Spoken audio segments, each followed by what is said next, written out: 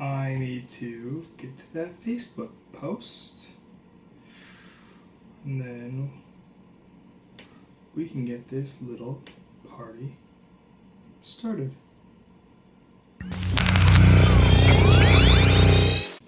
Welcome to Rhymes with Wow, a show that sometimes I get my topics because I post them on Facebook.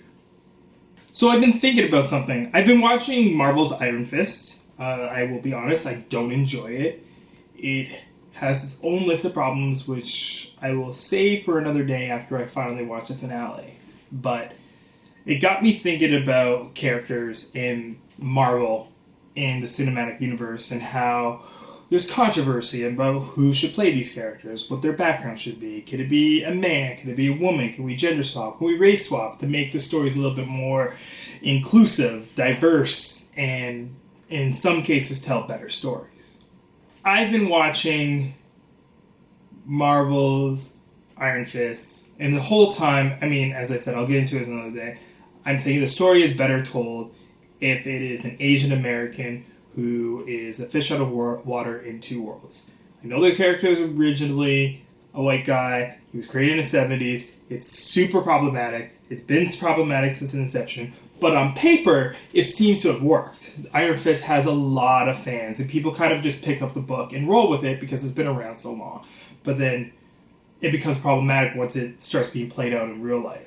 So there's no offense to Finn Jones. He's done a fine job playing Danny Rand, but as soon as that character goes from page to screen, you can see all the inherent problems you have from making the kung fu master of the world someone from New York and a billionaire.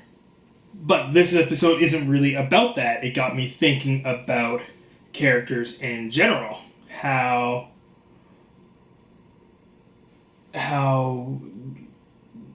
people say if you want a little bit more diverse characters, why don't you just make up more diverse characters and then put those on screen and people buy into them? I don't think it's that simple. And so I posed a question to my friends and tagged a bunch of people who have some comic backgrounds and hopefully a bunch of other people who have nerd backgrounds, a nerd pedigree, jumped online. I'm still waiting for Sam to message. It's going to be interesting when I actually see him message because he is by far the number one comic fan I know. But he wants to do his job and keep it. Good for him. So this is the question I posed on Facebook. I have my computer open to do this, but I said, our audience is ready for a Marvel cinematic film where the protagonist is a brand new, non-comic adapted creation. So my conditions on this were the character can't have any story, can't be introduced in any other property. It had to be something like Marvel's Agent Zero. And Agent Zero had to be a brand new creation. It can be immersed in the world and it can be with the character, but the headline, the marquee, the person that plays Agent Zero, the person that leads the story is Agent Zero.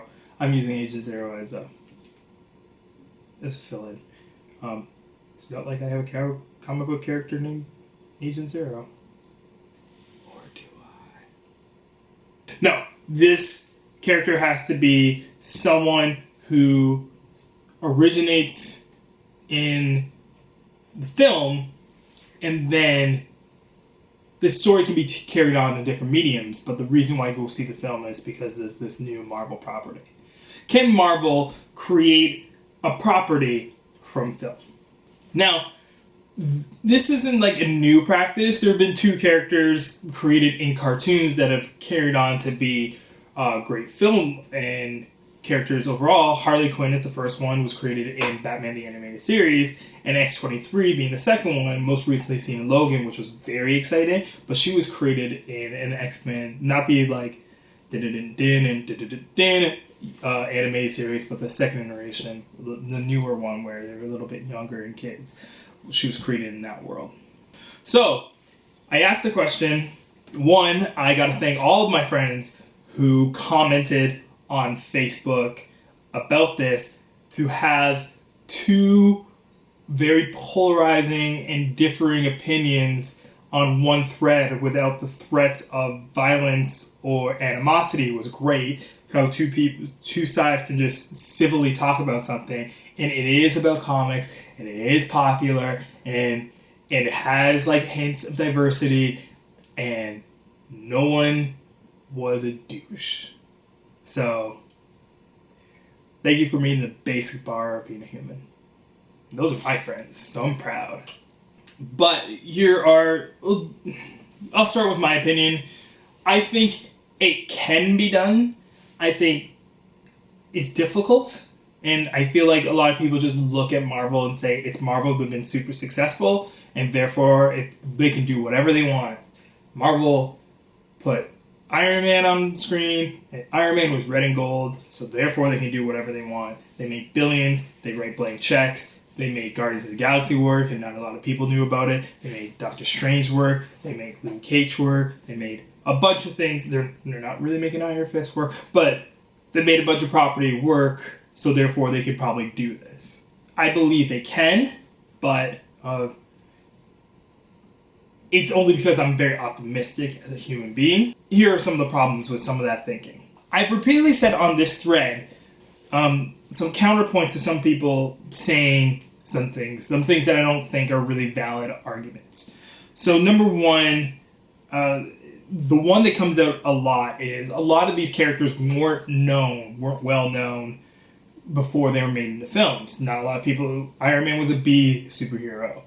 Thor was a B superhero. Incredible Hulk wasn't making successful movies. No one knew who the Guardians of the Galaxy were. No one really knew who Doctor Strange was, which is ridiculous. No one knew Jessica Jones, or not a lot of people knew Daredevil or trusted Daredevil. No one knew Iron Fist, etc., etc., etc. You're getting the point. And so the argument is they took properties that were not well known and pushed them into modern pop culture. So now everyone knows who Luke Cage is, and everyone knows who Thor is, and Loki is, and etc., etc. But these are not ground net zero characters. These characters all have a history. They all have been written and rewritten, and they've taken the best storylines from them, except for Thor, and taken the best storylines from them and put them in the film. They've been tried and tested, and I know the comic book community is a really particular community, but it is a sample size of men and women of different backgrounds who enjoy them. The storylines that work, people vocalize them. The storylines that didn't work, they vocalize them. Even a book like Guardians of the Galaxy has things that work and things that didn't work. They didn't just take something out of nowhere. And yes, there's a whole universe for them to explore, and no one really knew, so adapting it was fun for them. Like, they didn't follow the story, and Yondu's arrow can change, and they made some changes from page to screen that were better, but they weren't they weren't creating out of nothing. They were still mining stories and seeing their own spin on it. It's kind of like what Ashley and I do with the Development Slate, a podcast that comes out weekly where we talk about the latest IP books, stories, television shows, and cartoons, and we talk about how we can make this into movies. Listen and subscribe. But every week, Ashley and I talk about how we have films that we have ideas that should be made into films. We don't take anything current. And I do believe that we're really creative, but we have a base that we're working with. And she's really good about taking elements of a story and creating something like out of nowhere new and taking a left turn. And that's what I think James Gunn did with Guardians. Took the elements, kept things that keep Guardians, and go off in another direction. Where I like to take things and the essence of the story, make sure it's not changed too much, and then roll with that. So it's kind of like the difference between if Ashley was Guardians of the Galaxy, then I would be Doctor Strange, where things don't really change. It was just a retelling from the beginning. And yes, Guardians is a little bit more exciting, but Doctor Strange did really well. I thoroughly enjoyed it, and it did exactly what it needed to do. At the end of the day, both great films, and I can't wait for each to have a sequel. But that was my first argument. When you talk about, even though the properties are lesser known, they still have fan bases, they still have word of mouth, they still have a source in which they can buy into. So that was my point number one. Point two was about the fan base again, that they still have some sort of comic book clout.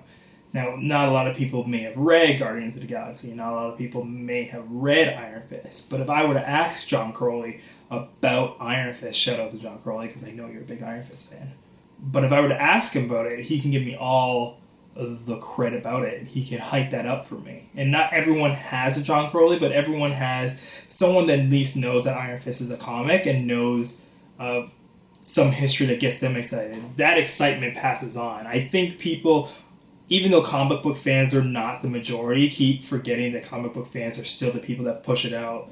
By the time it gets to like our Facebook screens, it's been written about and opinions about it over and over again, so the hype does get in there. I mean, that's just word of mouth marketing, and that's important. So to create a film that wouldn't have that at all is something different. Marvel would have to base it on the trailers and the marketing materials instead of a story they can go back and read. Everyone, like when Civil War was coming out, people can go back and read Civil War. When Winter Soldier was coming out, people can go back and see Winter Soldier. Yes, that didn't have a surprise for comic book fans. They were just anticipating it. But those comic book fans were telling non-comic book fans, hey, you should really see it. Something cool is about to happen.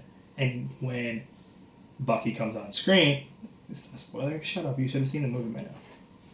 When Bucky comes on screen, even though people who knew about the Winter Soldier, like myself, were like, there he is, people who weren't fans were like, oh, that's why I should have watched. So the nerd cred, the clout, is the second part of it.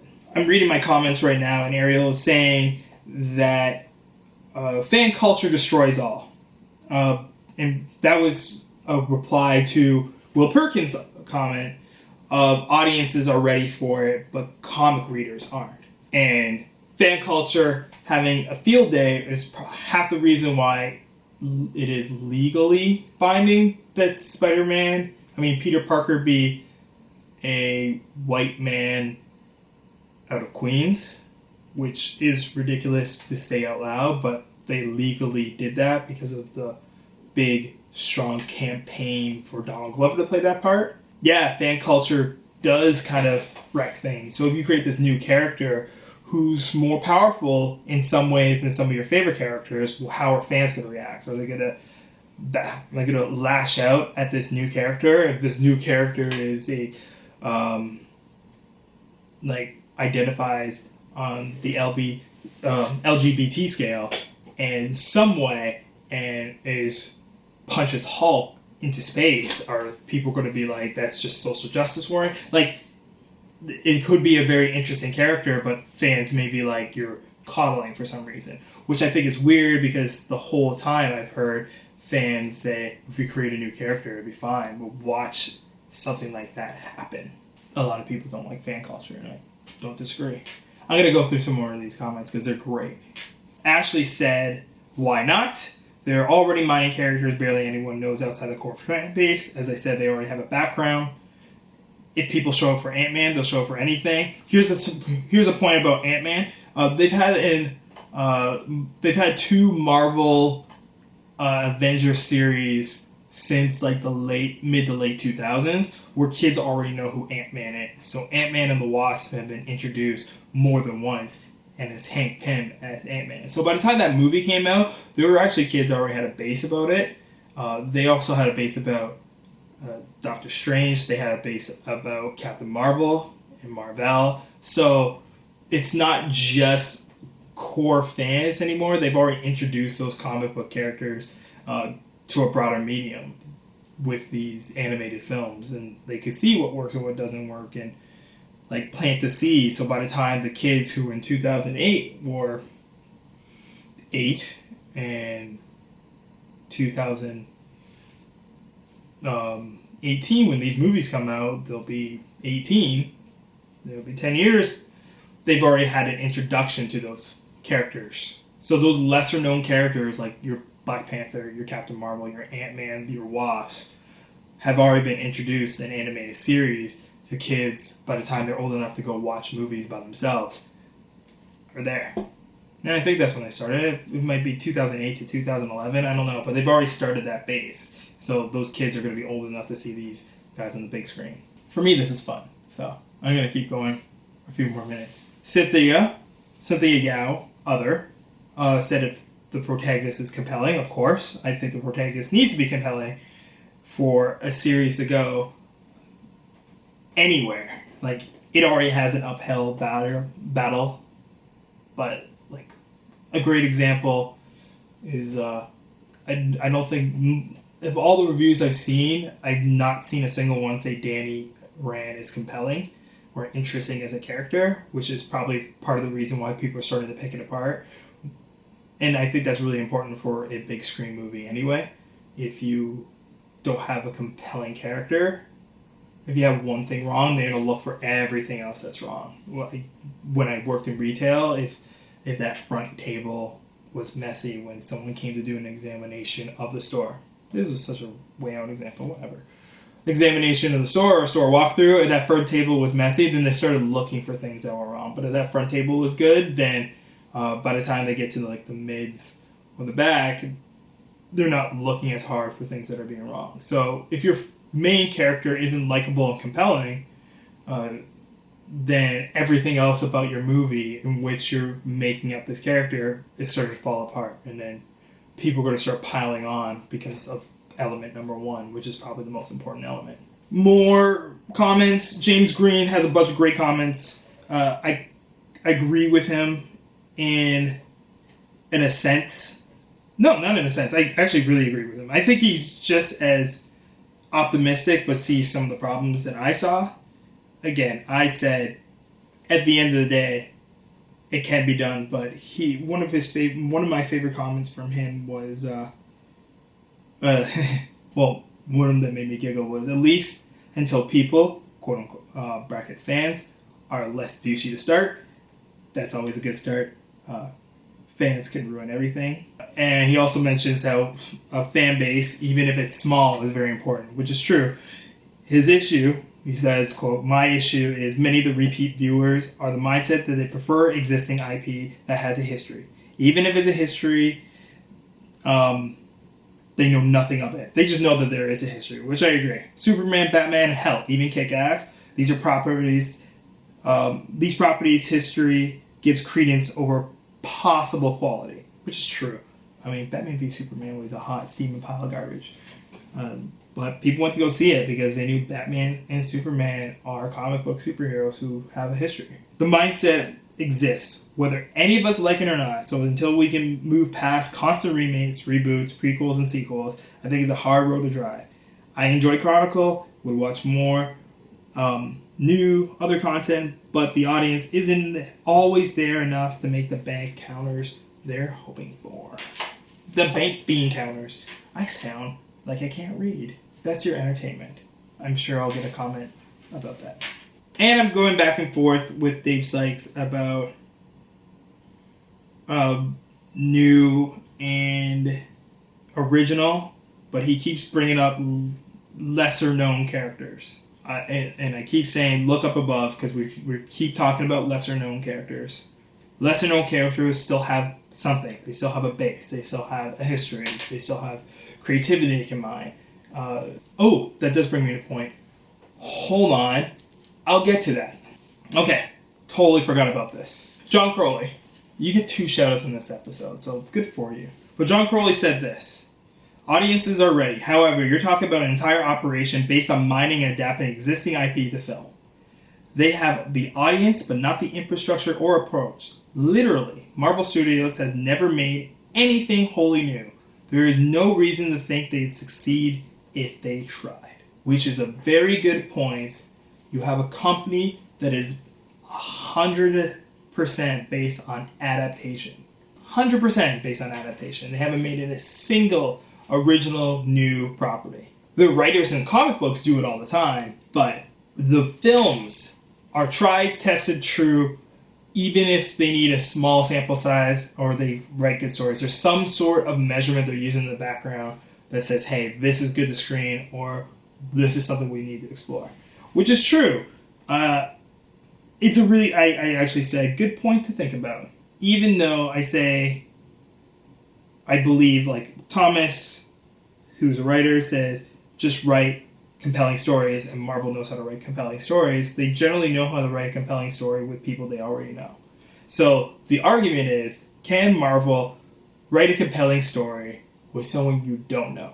Can they fully trust the people who develop their films, the best directors or the hottest directors in the game, the hottest writers in the game, and these new actors to take this property, which is unknown, and put it on the screen?